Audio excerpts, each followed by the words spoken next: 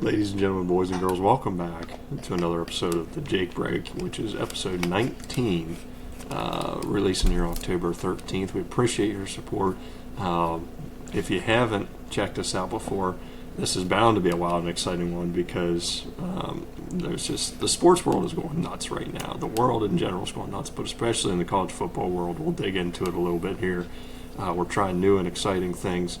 If you're not an audio listener, if you prefer the visuals, be sure to check us out on YouTube as well. It's going to drop Monday mornings now at 8 a.m. And we've had some good feedback on the YouTube videos there. We might try and do some more visual stuff so you tune into the YouTube there, because if you're not seeing what's going on, you're missing some of the wild action that we see every single week here on the screens. But without further ado, welcome to episode 19. Trent, welcome aboard again. Another week back at you and I, tackling this beast day by day. Yeah, this was going to be one heck of an episode. It's been a crazy sports week for Pennsylvania residents, so I'm sure we'll dive into that here in a bit. I feel like that's got to be the first thing on the plate, right? We just got some fresh news here. It's Sunday night. We got some fresh news on the state of Penn State football. Just another soul-crushing loss over the weekend to Northwestern. I mean, to me, Penn State football feels like it's in shambles right now. What's kind of your take or reaction from the past couple of weeks that's led up to the big announcement here this afternoon that you can share? Well, once again, I watched every snap against Northwestern, and to me, it looks like all team cohesion out the window. There was just no. The loss to Oregon, the players had to come and rebound, and the coaching staff had to rally their guys to get back on the saddle and put their best foot forward to play out the rest of the season and still make a run for the playoffs. Then they didn't do that. That loss to UCLA was just another cut, and they didn't bounce back from that one. So, and again, I don't think the coaching staff got them back in routine. And then we went to Northwestern, and we lost. So, 3 games in a row, 2 to unranked opponents. Well, of course, we're unranked this past week as well. But we are in complete shambles. It just doesn't look like Penn State football. The offensive line that usually looks stellar, the run game that usually looks stellar, looks terrible. The D-line, terrible. It was just a bad several weeks for Penn State football. And I'm sure, as many of you know, if you watch any social media, people have been calling for Franklin to be fired for several years now because he just doesn't show up in the big games. And now this year, the team's not coming ready to play in against opponents that we're a 20-point favorite. So after the UCA loss, I knew that something had to give.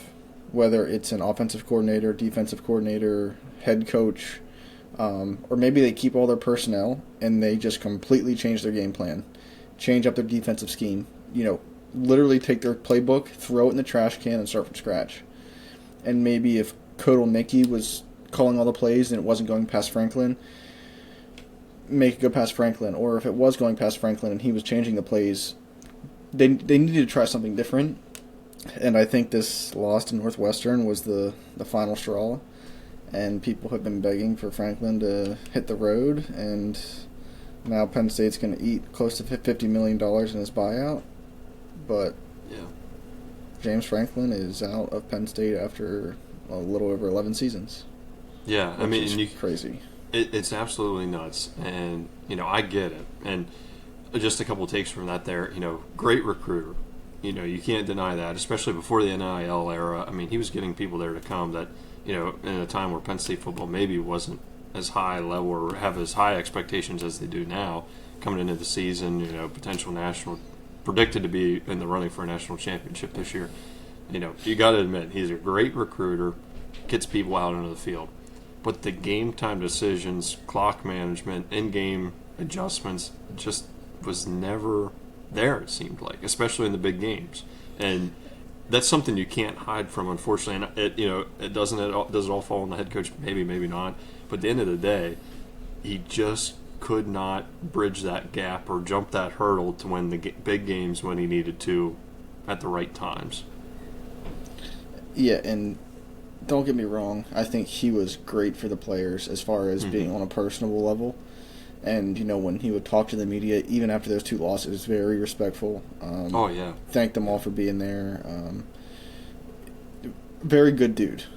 Yeah. So, nothing against James Franklin. But when Penn State, they're looking to win Big Ten championships and to win national championships, and I would say Franklin did a very good job of getting us 80% there. Mm-hmm. As far as the Penn State name back out there without such a negative connotation, being front runners, preseason, and getting recruits to be interested in coming to Penn State. Because, 10, 12, 15 years ago, it wasn't like that. So I think he did a lot of good for the program, but when it comes down to winning those big games and getting us to win a national title, I just don't think... And it's tough because when you're the head coach, you get paid a lot of money to have all the heat come down on you. Mm-hmm. That's the thing that sucks, because maybe it was, a culmination of offensive, defensive coordinators, staff, the way that they're practicing. But at the end of the day, all the heat comes down the head coach. So it stinks for him, and I'm sure the locker room right now is just completely shook because some of those guys, that's all they've ever known. Mm-hmm. So now they're going to have to, heck, it could be a UCLA run, right? Have an interim head coach in there and then just ball out. But it's and one thing too, since Indiana just beat Oregon, like if we would have not lost to UCLA and Northwestern, and then we could have turned around and beat Indiana, like we would have been looking pretty good. But now, definitely. This season is, which sucks for the player, especially, Katron Allen, Drew Aller, which we'll get to in a minute. Everyone who returned that could have went to the draft, that returned for their senior year to win a national championship. I feel for those guys because they put their blood, sweat, and tears into this program, and now this season is literally in the garbage can. Mm-hmm. So it's going to take a special sort of something for them to come out and show out the rest of these games, because in their mind, the only thing that what they're doing now is they're showing out for prospective draft, right? Right. Because the season doesn't mean anything anymore. Like you're going to get some corn chip Fiesta Bowl. Like you're not playing for anything of value. So yeah. I feel for the whole football program. Yeah, it's tough. It's tough because I agree with you. I think he got us to the point where it was, we had higher expectations at that point, right? In the Bill O'Brien era, it was just maybe a little bit of a disaster every season, a wild card of what you were going to get. And he built that consistency, got buy-in from the players, from the staff, from the college or the university. He set the expectation that, hey, there is potential that we can reach the big stage, but just couldn't ever bridge that gap. And not sure that all falls on him. Maybe it does, maybe it doesn't. But like you said, the coach is going to take the brunt of those blows. But he set that expectation, set the table there. I'll be curious to see what happens next. Who they bring in the offseason, who the talk is. College football coaches, I feel like have moved around a lot more than in the past. And I don't know. I'll just be kind of curious to see who they bring in, if they're going to invest on bringing in a big name to get them to the next level and hopefully bridge that gap. Because, there's buy-in from the university, the upgrades from the stadium, the fans, everything. But I don't know. From inside sources, this is all speculation, but from sources I've heard, supposedly last year, Coach Franklin had some negotiations with the school, and apparently that $56 million buyout was potentially not on the table if they would terminate him through the season this year. I'm sure there's some kind of buyout option. There has to be when you sign that big of a contract, but what it is, I'm not 100% sure. But I think the effect, like you said, with the season basically in the trash right now, I had heard a rumor. I didn't look to confirm this, but supposedly tickets for yesterday's game against Northwestern, you could find tickets as cheap as $9 $9. Yep. And it's just crazy how much that can swing. But yeah, I don't know. I'm curious to see what the next steps look like. I wouldn't even know who to throw name-wise into the hat of the pool of who might be selected next. It's Curt Cignetti. I want Curt Cignetti, Indiana's head coach. Okay. I like it. That dude has built that program. Right now, I forget what they're ranked of, like, roster strength. They are, like, 70th or something in the country. Mm-hmm. They, from how they've been playing, they may be better than Ohio State. Maybe. They are playing phenomenal. Their defensive line, animals. They walked all over Oregon. Oregon's front, they didn't know what to do. So, I don't know. Kurt's done a fantastic job with Indiana. Maybe we pull him. Maybe we pull... this is crazy. Don't roast me for this. This is absolutely crazy. But, Bill Belichick, retirement age, gets into college football. Maybe Nick Saban comes out of retirement. Oh, no way, dude. Come on. No way. Come on. He loves the cushy, the SEC, the glitz and the glam of SEC. That would be wild. I'm telling you what, if they want to sell every single seat in the stadium next year, that's 100% the best marketing campaign to do. Without a doubt. But I would say it's less than a 1% chance. But that would be electric. I think they're going to... Do you think it'll be a big name splash? Is what? I don't think it'll be like Coach Saban splash. Mm-hmm. But I don't think it's going to be like a Manny Diaz that was our coordinator that went to be Duke's head coach. Mm-hmm. I don't think it's going to be quite like that. My guess would be Curt Cignetti from Indiana or possibly Nebraska's head coach. I think they're going to stay Big Ten realm, but not 100% sure. Or maybe Terry Smith, the interim head coach that it's going to be for the rest of this year, for the foreseeable future. Maybe if he balls out, might just keep him around. They let him have a shot. I mean, right now there's so much unknowns and there's so little buy-in to the program. Like, because before Penn State football, everyone's bought in. Like, it's crazy how many the fan base and and that's what the thing James Franklin always says after the games when they would lose. He's like, I understand, I get it. He goes, I understand the fan frustration. He's like, this is what happens when you get this much buy-in from our fans. When we win, we have all this love and all this support. But he said when we lose, people are frustrated. They're going to say things. He goes, we get it. We are better than what we did today, and we didn't get the result we wanted. So, I don't know, man. There's so much unknown right now. Which I think they're probably going to settle this in the offseason. They probably have their, have some names on the board, but it's going to be... all hands on deck after the season ends to find somebody.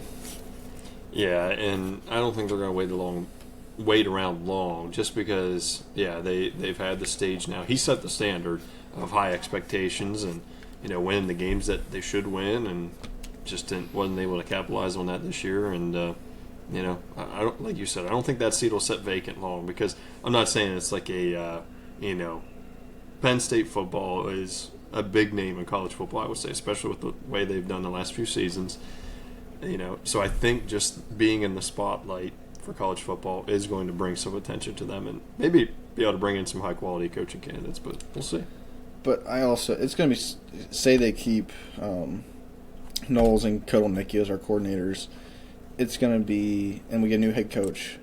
It's going to be like cool to see how they mesh and how they mesh with the players next season.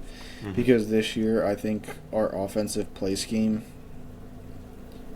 has been poor. Mm-hmm. Like some of the play calls, I don't know where they're getting them. I have no idea. And it's been a consistent pattern of starting slow every single game, no matter who they're playing, which you can't have. No, and that's where as a head coach and as an offensive coordinator, you have to look at your offense and see where do we excel, right? Mm-hmm. Our receiving core, okay. Drew Eller's arm this year, kind of shaky. The run game, our offensive line, big, strong, fast. our backs strong and fast. Right. If we're going to start a game out hot, who do you have to get hot? Katron Allen and Nick Singleton. And then instead of trying to throw a deep ball to Hudson or whatever other wide receiver, start throwing some slants, some little post routes, to get Adler somewhat comfortable. Get him in rhythm. Yeah. Get him in rhythm. Get him 3, 4, 5, 6, 2, 3-yard completions. Make him start feeling it. Don't just because I don't know. I could go on. I could say all I want, but I've never been a college coach, nor have I been in that scenario. But as a fan watching it, I'm like, that's their job. They study football. They study the defense they're playing against. But it's so much easier to judge sitting in the living room or in the stands watching it. But I don't know. I just think the mesh between the players, the play style, and the coordinators and the coach this year has just been not even one tick off. It just hasn't looked right. No. There hasn't been like that growing pain that forms into cohesion. Early on people were scared that Alabama wasn't going to do anything. Now look at them. They're just lighting it up now. Early on, there's expected, bumps in the road and everything, but they just have never got it going. And I think that's where the university was just kind of like, look, we need to do something. We need to make a big splash because, one, they're not selling any tickets the rest of the year if they keep going the way they're going.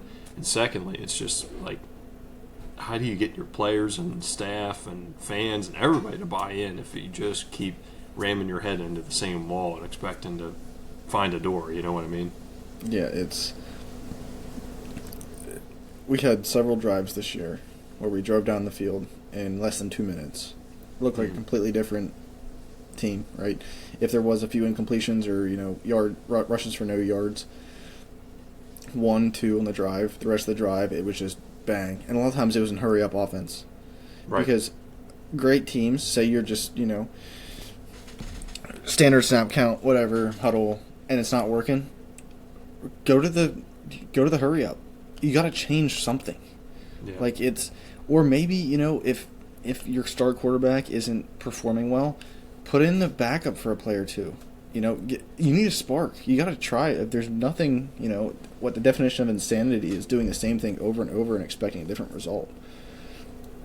It's just, I feel like the cohesion this year was not there, and I think it's going to be very tough to pull it together now, but I hope this big splash in Penn State football will hopefully bring these guys together, which now that brings us to our quarterback. Drew, do you watch the slow-mo of the play? I have not, but I heard it was pretty nasty. We'll just say that.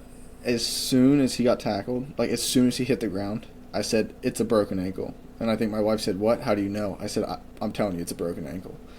And I saw the slow-mo this morning, and I showed it to her. And right before the guy's forearm comes down, you see his ankle just go and snap in half.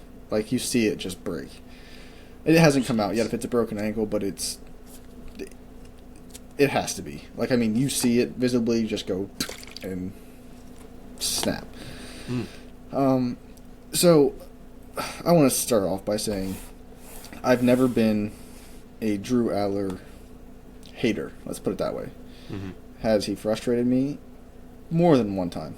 But again, I think a lot of play calls weren't made with his strengths in mind. To get especially him mentally, this year.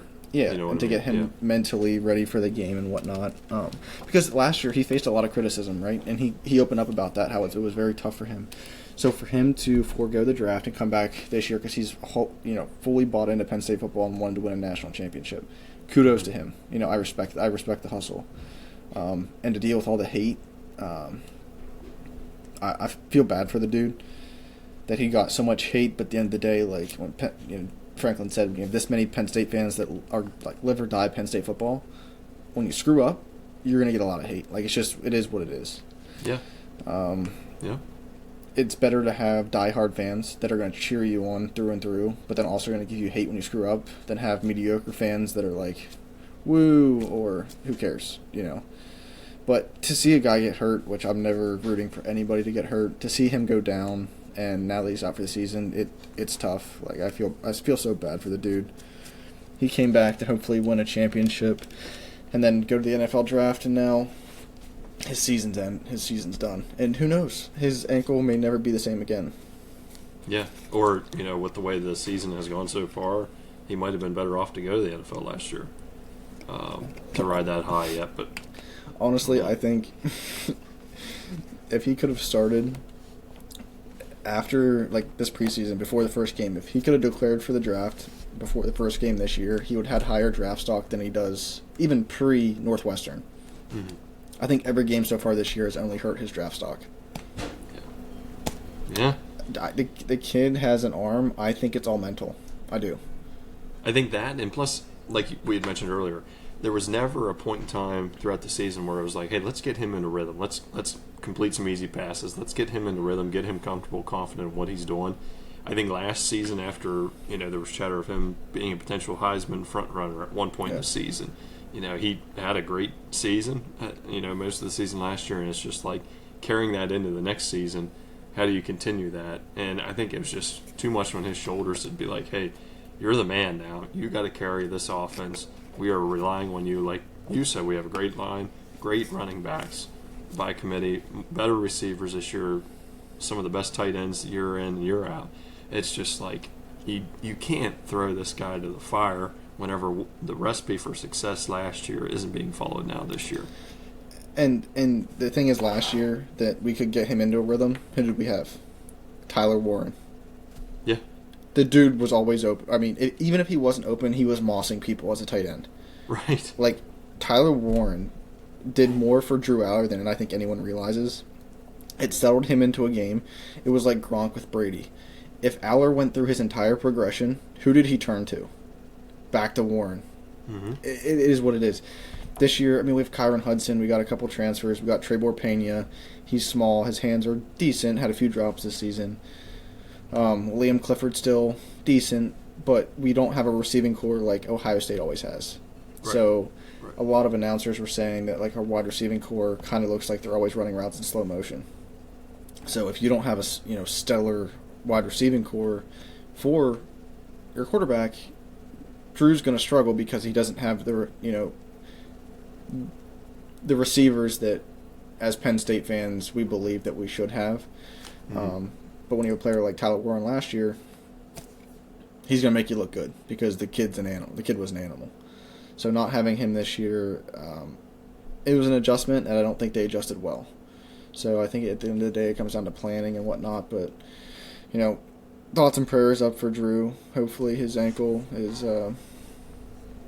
not too damaged. But if it is, hopefully his recovery goes well and he's ready to get drafted. And I hope he does well. I hope he doesn't bounce around like Sean Clifford or Trace McSorley on practice squads here, there, everywhere. Like, I hope he does get a role and he does get playing time. And I think it's going to take the right coaching staff and the right quarterback room to get his head in the right spot. Mm-hmm. Like, if he's in a quarterback room with even someone like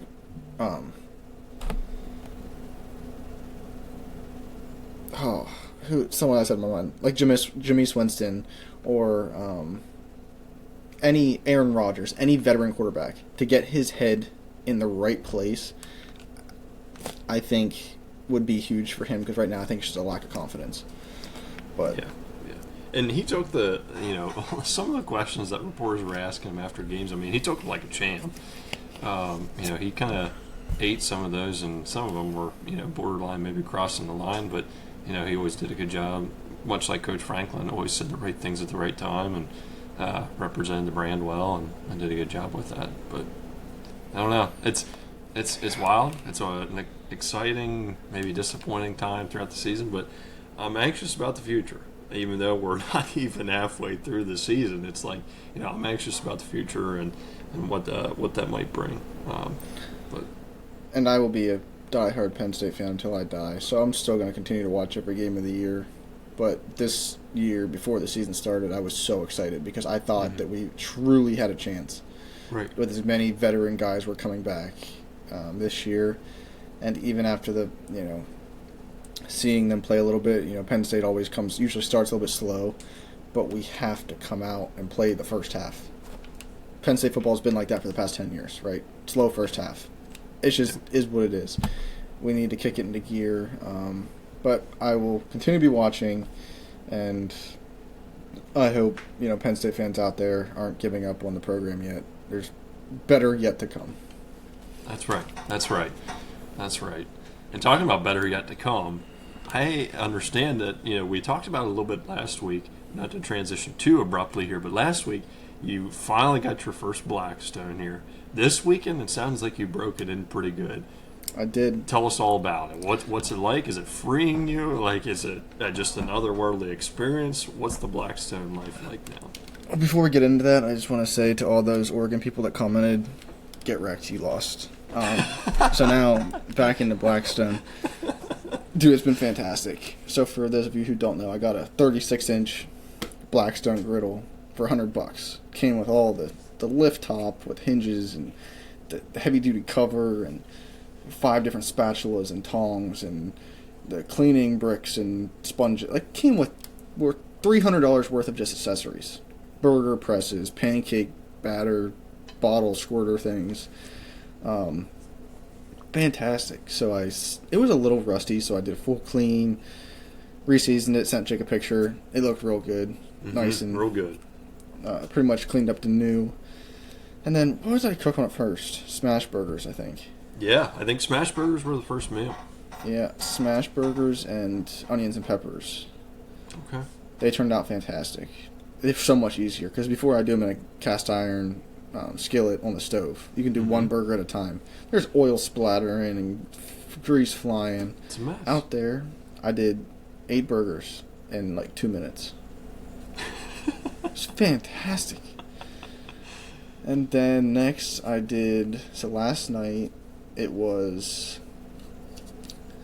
steak, chicken, and shrimp fajitas. Ooh, man. All right. I did not know about this. With onions and peppers. Yeah, dude, they were... I took a giant sirloin steak that was probably 15 inches long and 8 inches across. Yesterday morning, I sliced it up real thin, little strips. Cubed up 2 chicken breasts, and then shrimp, marinated them pretty much all day, and I made that for dinner. That turned out fantastic. And then this morning, it was home fried potatoes, sausage links, and pancakes. Man. So you got all 3 meals done on there, except for maybe lunch now. Yeah, dude, I love it. I don't know. I always told my wife, I wanted one, but I'm not a cheap, right? But I'm I see people selling them on Facebook all the time. I'm just going to wait. Looking back, it would be worth every penny brand new. I am going to use it all year round, multiple times a week, if not multiple times a day. Absolutely. It's so convenient. This morning after breakfast, it didn't even need cleaned. It wasn't even dirty. I squirted with water and took a paper towel, and there was nothing on the paper towel. Jeez. So, there was nothing to even scrape. It was just... Rather than having 10 dishes that you make dirty and whatnot, then your whole sink is jammed full, and then you have you got baby bottles everywhere, and your kitchen just turns into a crap show real quick. Now I can go outside, and compared to, saying making a meal in 30 minutes in the house, I can be done in 5 minutes outside. Golly. Dump the bag of potatoes, box of sausage links, put on 12 pancakes, and I can fit the whole entire 2 cups worth of batter on there. Done, 5 minutes. It's amazing. It is an absolute game changer. Since I started using one last year, I'll never go back. I'll never go back. I love a good grill, to make some grilled steaks or something like that, chicken breast, whatever. But I don't know. If I had to choose between the two, I think I got to go with the Blackstone. Oh, 100%. Dude, you can control the heat so well. Mm-hmm. You can get a really good sear on it. Oh, yeah. And... I don't know. It's so versatile. You can do anything. Literally anything on it. Well, we got to have a hibachi night some night. We will. And we'll Hibachi. live stream it. Yeah. I am so pumped, dude. Now that you have all these spatulas, too, we can do the whole flip tricks, toss and stuff, the whole 9 yards. The egg and the fire out the volcano and all the sake. It's a shame too that you didn't get this in the summertime, dude, because you had all that zucchini, right? Yep. Dang, we could have just gone all out. But next summer. Dude, it's incredible. I love it. I will be. If it ever breaks, I'm getting a new one. Like, I am going to use it all the time. My wife said this morning, she's like, if I knew you would cook this much for me, I would have just bought you a Blackstone a long time ago. I'm like, I do 90% of the cooking anyhow. Not because you don't do it, because I like cooking. Like, I do. And you're a good cook, too. I like preparing meals. I like grilling food, and this is right up my alley. So, yeah. I love it. If you don't have one, find Facebook Marketplace. Even if the top looks like garbage, like it looks like rust, 2 hours of your time, it'll look brand new. Oh, without a doubt, yeah. So, Yeah, them things are indestructible. Yep. Unless you do something crazy or wild. And even if you don't like cast iron, you can buy a replacement top for it that's stainless steel. Oh, I didn't know that. Okay. On Amazon, they're like $200 if you really want to. But you can get a full stainless steel replaceable top. Dang. Okay. All right. Yeah. I do like the cast iron though, but that's good to know. I like the cast iron. Now I have little squirt bottles of avocado oil. Mine has a little paper towel holder on it. Dude, Yeah. it's love it. It's the setup. It's the move. That's the bee's knees. Mm-hmm. Those all cooking tools, they say. By the way, if any of you out there drink vitamin water, my wife who ordered or bought this thing, it's a dragon fruit vitamin water. This is awful. Seen that. I have never seen that a day in my life. This is terrible. Like, you ever drink something where you want it to quench your thirst, but it makes your mouth drier and like kind of sticky, kind of? Oh yeah, like cranberry juice sometimes can. Yes, depend on the cranberry juice. This is what the cranberry juice does. The same thing what this is doing in my mouth right now. And I got this because I was very thirsty and I wanted my thirst quenched. Yeah. So, honey, if you're watching or you're listening to this, never buy dragon fruit vitamin water again. Good to know. I won't give it a try. I will not give it a try. No, it's like that diet tea you had the other day. Not a go. Or what'd you have? Sugar-free. Oh, my gosh, yeah. So unsweetened tea. I thought I would be healthy today, right? Right. I'm trying to, get back into working out a little bit more and stuff. And I thought I'd be healthy because I love sweet tea. Like, the Lipton Pure Leaf extra sweet is phenomenal. Even just the regular sweetened is fine. But I was like, I'm going to try unsweetened. Give that a whirl. That was the most foul thing I think I've had in several months span. I'm telling you what, I don't know how people do it. There's people out there that do it because obviously they sell it. But I gave that thing one swig and I thought, whew, man, maybe I just got a little, rough spell off the top. Maybe I didn't shake it up enough. So I shook it up some more. That sent shivers down my spine. Like I had goosebumps because it was just downright horrendous. I don't know how people do it. Yeah. Have you ever tried the just regular unsweetened tea? I'm going to throw a hot take out there. I don't like sweet tea either. So you don't like any tea? I like flavored teas. Okay, well that's respectable. I would agree with that. You give me a raspberry tea. Oh yeah. Down the hatch. Peach tea, love it. Green tea, not about it. Okay. Diet teas, but even regular sweet tea, some people love it. I can stand it, right? Like if you gave me a glass of sweet tea, I could drink it, but it's kind of like drinking this. I swallow it, and I'm like, I'm not about it. I think I'd rather just not drink anything, kind of, Hey, that's understandable. That's understandable. But yeah, you put like a flavored Turkey Hill tea in front of me. Oh, yeah. Oh, yeah. Oh, Get smoked. Oh, yeah. Yeah, it's amazing. I love that kind of stuff, but unsweetened tea just ain't it. I'm telling you, I will never give it another go again because that was just downright horrendous. I mean, that just put the whole damper on the day after I slammed that down. Thank goodness it was later in the day. Trying to be healthy. A man can only try so much before he's just got to throw the stop sign up and say, "Hey, we're turning back around, folks." That's right.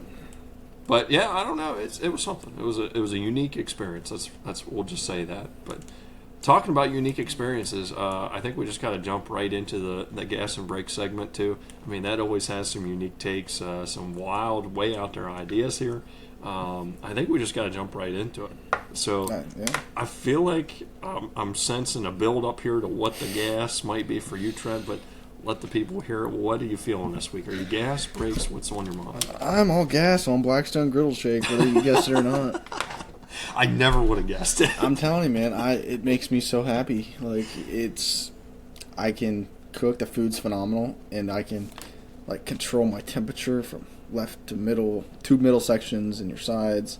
Yeah. I don't know. It's easy, and I have like OCD kind of, so Okay. like keeping my food separate and like getting each thing done individually the way I want it done. I love it. But then also like after I cook, I get the food off, cover it with foil. Mm-hmm. I can clean it, and the food's still piping hot to serve it to people. It only takes yeah. me 2-3 minutes to clean it, and then I'm done for the night. Like I'll just wait till it cools off, then go back out, put it under its cover, and I'm good to go. So yeah, all gas on Blackstone griddles. I love it. I love it so much. I'm so glad you joined it. Like, Yep. I feel like it's kind of like the barbecuing community, right? If you're in the barbecuing community, you are hardcore at it. Like, there's no lukewarm folks in the barbecuing community. And I feel like it's the same with the Blackstone people, right? You're Yep. either hardcore in it, you love them, or if you try it once or twice and don't like it, and you just can't do the upkeep and keep up with it, you sell it on Facebook Marketplace or something. Like you were able to find out today. That dragon fruit's kicking you hard. I'm glad it's finally over. I'm finally done, but that's all. It's like taking that awful cough medicine as a kid. So, fun fact, I couldn't swallow pills till I was like an early teenager. So I always had to take like... You're like my wife. My wife still struggles to eat pills. She'll put a pill in her mouth, and she'll let it sit in there for 10 minutes until it like dissolves. It's awful, dude. Like, it was so bad. Like, it was borderline junior high till I could even barely get them down. So whenever I'd get like really sick or something and have to go to the doctor for it, they would be like, oh, we'll give you pills for it, but I couldn't take them. So it'd be like that chalky medicine, like cough medicine that had like, oh, it was so foul. It was You and my nasty. wife are going to bond over this because she had the same thing. So I told her, I said, when our son goes to the doctor, and they usually always ask little kids, do you want pills or syrup? Mm-hmm. I said, every time we were saying pills, I said, I'm not sending my boy to high school, and if he goes to the nurse, and the nurse goes to give him ibuprofen, oh, I actually can't do pills. No, son, you're doing pills from the start. You're never even having cough syrup. Pills from the get-go. Those big Mucinex pills, suck it up. If you choke, it'll come back out. You'll get it done. Oh, man, I'm telling you, it was a struggle for a while. And, you know, that potentially could be a break someday. But I've bridged the gap. I'm doing better with it now, and I can officially do them. There was even a point in time where I could only do one at a time. Like, I couldn't just hammer a handful of them down in one we sitting. We have a pill cutter. So, like, if it's a big pill, like, I just break them with my hands. But, like, she'll cut them with the pill cutter. So, like, one big pill, she'll take in 4 pills. Oh, my gosh. Dude, That's I can intense. take, like, 2 of the big, like, Mucinex ones, like the Like the bigger Dayquil, than NyQuil stuff, you mean? Yeah, I mean, even if they're not the gels, like if they're the chalky ones, I can put 2 3 of those big ones in my mouth, and down the hatch they go. Her, she takes one ibuprofen, and she like thinks she's gonna choke, so she just lets it sit in her mouth until she builds up the courage to swallow. Oh, my gosh, that is so foul, dude. Like, and that stuff tastes nasty. Like, That's I what wouldn't I wish it don't- against my worst enemy. That's what, I don't know how she does it. She doesn't like even mind it. She's like, I don't know what you mean. I'm like, no, you have to. That's gross, but she's getting better. I'll give her the benefit of the doubt. Over the past like 2 years, because I make fun of her, she's been getting better at it. But she's still afraid because I think she choked on a pill one time. So now every time, like when she was little, so now every time she has a pill in her mouth, she thinks she's gonna choke. I'm like, honey, that pill is like this big. You'll be okay. Hey, But- it's understandable. I Understandable. think it's a big thing though. I mean, if you didn't like swallowing pills either, I'm sure it's a pretty common fear. Well, yeah, that's true. But I don't know. So I am going gas on completely something way off the topic here. So now that we're officially full bore into fall, it feels like fall, looks like fall. Everything is fall around us. You know this, Trent, just as much as anybody does. I am hardcore on the pumpkin craze. Like, as soon as it hits fall time period, anything pumpkin flavored, I am all in on it. I mean, honest to Pete, last night, went out for ice cream. I had pumpkin ice cream. You go to Sheets, pumpkin milkshakes. You darn right. I mean, you better believe it. The made-to-order ones are 10 times better than the free ones, but both are good in any kind of situation. Pumpkin pie, I mean, pumpkin roll. You could put pumpkin on anything, and I'm all about it, man. Like, I love it so much this time of year. So I'm going all gas on that because I feel like it's finally appropriate to say it. It's finally appropriate to embrace it and just run with it because it finally feels like fall for once. So I rest my case. I like pumpkin coffee creamer. So that's okay. Great point. So this weekend, I don't drink a ton of coffee unless I have my 4Wellness in it. And yesterday I had a cup of coffee because I knew I was going to be doing a lot of work just to kind of get that little extra boost. I had pumpkin spice creamer in my coffee. And you know me, like I don't usually put anything in my coffee, but I saw we had it and I was like, I got to give this a go. And whew, it was pretty stellar, not going to lie to you. But like my thing is, I feel like if they just made it year round, they'd have higher profits. I agree. Like, I would enjoy it all year round, but I feel like it's more hyped when you get to the fall. So then it's like the McRib at McDonald's. You don't have it on the menu all year round, but when you throw the McRib on the menu, my word, everybody and their brothers come to McDonald's to slam a handful of them down. It's true, but I think from marketing, smart move.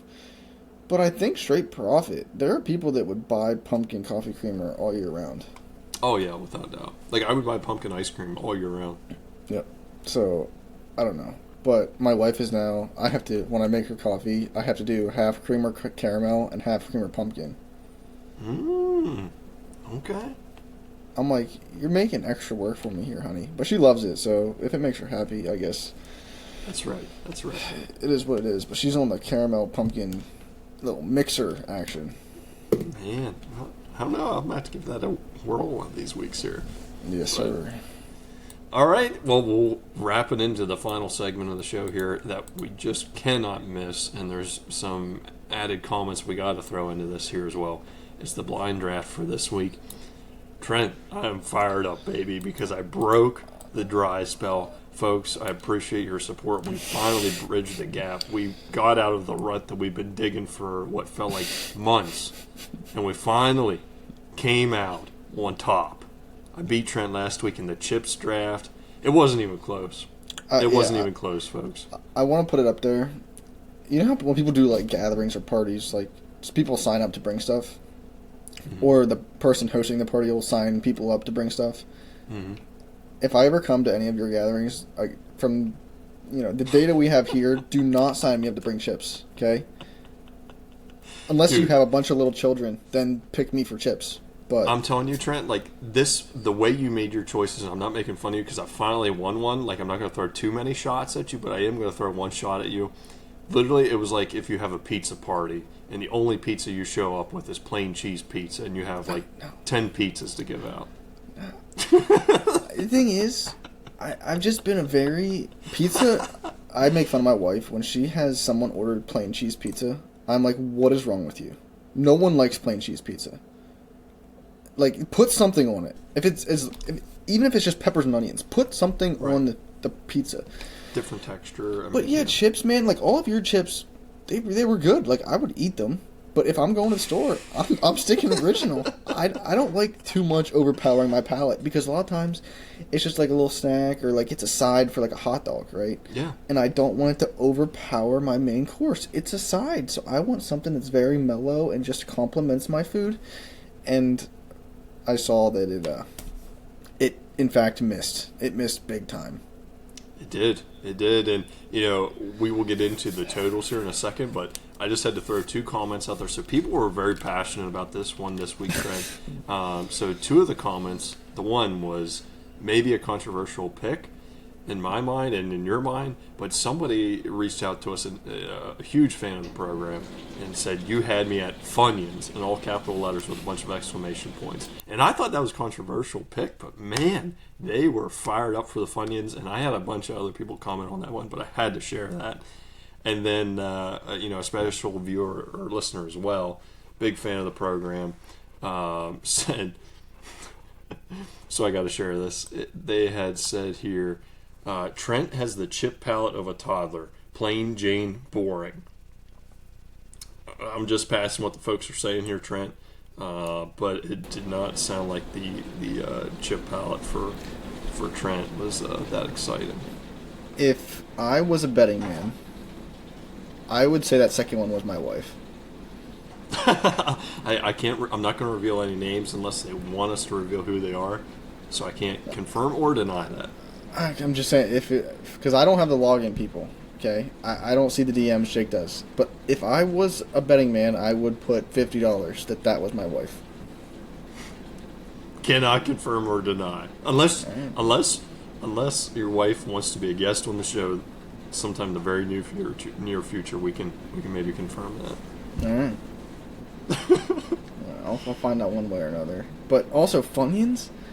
I thought that was your most controversial pick. Like, I thought that might have been the death of you. I thought that was another Special K pick. I honest to goodness thought that was going to be another Special K that just tanked me. But people loved him. I had a couple people reach out in full support of the Funyuns pick. Like, if someone wants to bring the chip palette of a toddler, like, the kids are running for the Funyuns. They're not running for Cape Cod Original.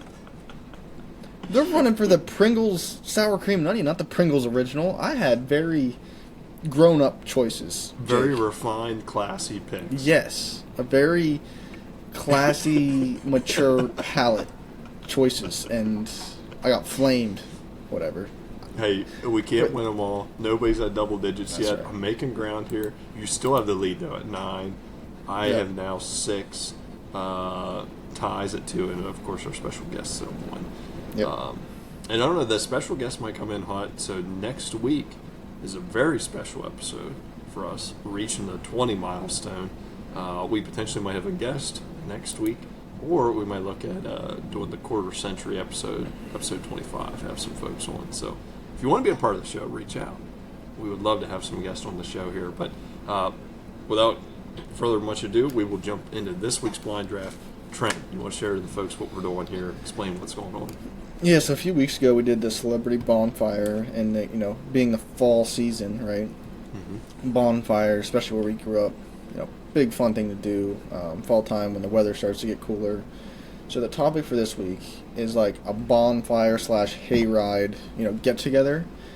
The food / drink lineup, right? So if you go to a bonfire, there's gonna be a hayride. What food / drinks do you want to have at the function? Okay, imagine it's a nice crisp, it's 8 p.m. crisp 45 degrees, a little chilly outside, right? Everyone's bundled up in sweatshirts and blankets and whatnot. So the way we're gonna run this, we're gonna each have 5 picks, of course. So we're doing 1 main course, 1 side, 2 desserts, and then 1 drink. So that way our both of our lists are kind of comparable. Love it. So, I forget. Who's flipping? So I flipped the coin last week. I'm 100% positive. Not 100% That's right. positive, but I'm pretty sure. So I'll flip this week. So what do you got? Heads. Flip a coin. Is it heads? I think Siri literally only ever picks heads. Let's go, baby. Let's go. So before we get into this, are we going to start with main course first? Or we can do anything. I feel like, we'll let this up to the committee, but I feel like you can pick whichever as long as you complete that 5. Yeah, that's fine with me. I love it. Okay. Yeah, because I'll be honest with you, I'm completely winging this one again. Maybe that's not a great move, but that's what I'm rolling with. This might sound kind of crazy and wild, but I feel like dessert has to be the number 1 choice here. Like, you have to go with desserts. And with that in mind, I got to go with the classic s'more. Yep. I'm going to go a little different than you, I think. I'm going to go drink because a classic crock pot of hot apple cider. Dude. Hot apple cider on a hayride. Great choice. It doesn't get any better than that. And if it's an all-adult function and you want to add a little bit of, Fireball or cinnamon whiskey to it, you can, right? As long as you're driving and you're being safe, right? Of course. Yeah. But hot apple cider, 10 out of 10 recommend for a fall function. That's a great choice. It just wasn't 100%. Like, I wasn't sure where you were going with that. So that's, I like it. Yep. I appreciate the hustle there. Man. So bonfire, hayride, food, drink lineup. So I got some more for the dessert. Sides is so hard to pick. Like, there's so many good sides out there for a good bonfire or hayride out there. I feel like I gotta go not some more. I gotta go desserts again. Coming back to the desserts again. I feel like I gotta go mountain pies. Yeah.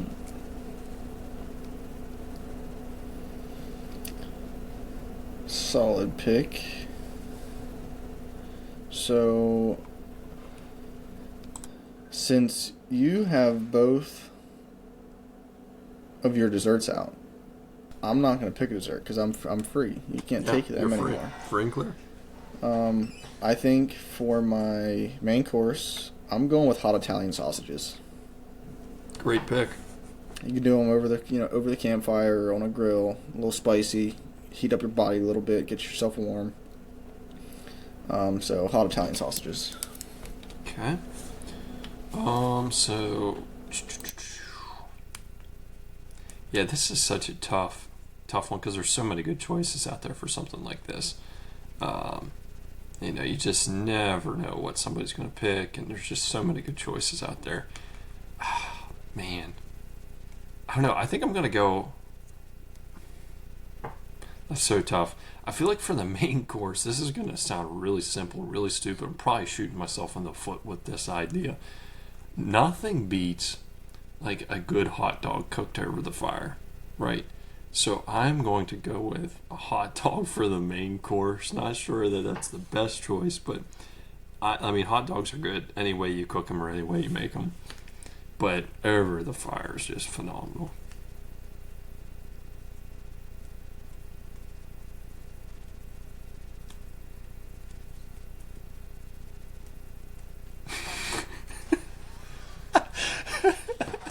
Pick's so good, nobody's hearing it. I muted myself because there was a fire. There was a fire truck outside. All right, we're gonna run that back. We're bringing back the crock pot again. Jeez. Crock pot mac and cheese. Okay. All right. Dude. Man. Because the thing is, a crock pot, when you're traveling, it's a nice little, container to keep it in. Keeps it nice and hot. Get to the function. You don't need to plug it in. It keeps it nice and toasty. And a little creamy mac and cheese paired with your hot Italian sausage. Keep your body nice and warm for the hayride you're about to go on. Locking it in. I love it. Yeah, I don't know. I feel like for my side, I'm going to save the drink for last. I think for my side here, I got to go with... Dude, I don't know if I should pick this one because I know I'm just going to get absolutely torched for this. You can't be any worse than me last week. I don't know if anything's going to top the Special K pick. I got absolutely flamed by that pick. But yeah, last week was tough for you too. I feel like I got to go with... You know what? I'm going to go with a good... I'm going to go with a good bowl of chicken corn soup. For my side, hot dogs and chicken corn soup. I mean, solid pick. Does it pair well with hot dogs? I don't know. But, solid pick. I got two options here, but I'm only going to pick one of them. Okay. I think I'm going to go with hot, like apple crisp, but you heat up over the fire, so it's nice and warm. I love it. Great pick. All right, so for my drink, I'm gonna go with. I feel like it's the other hot drink, family-friendly drink. I gotta go with hot chocolate. Whether it's the Swiss Miss and the hot water packets with the marshmallows or homemade hot cocoa, can't ever go wrong with hot chocolate. I'm maybe having internet issues. I can still hear you loud and clear. You can still hear me? Oh yeah, heck yeah. Alright, so just trying to reconnect, make sure you have a stable internet connection, but maybe I'm back. I've been having internet issues the past week. Me and Xfinity about to go rounds. But what did you choose? I couldn't hear nothing. Hot chocolate. Hot chocolate. Hot chocolate.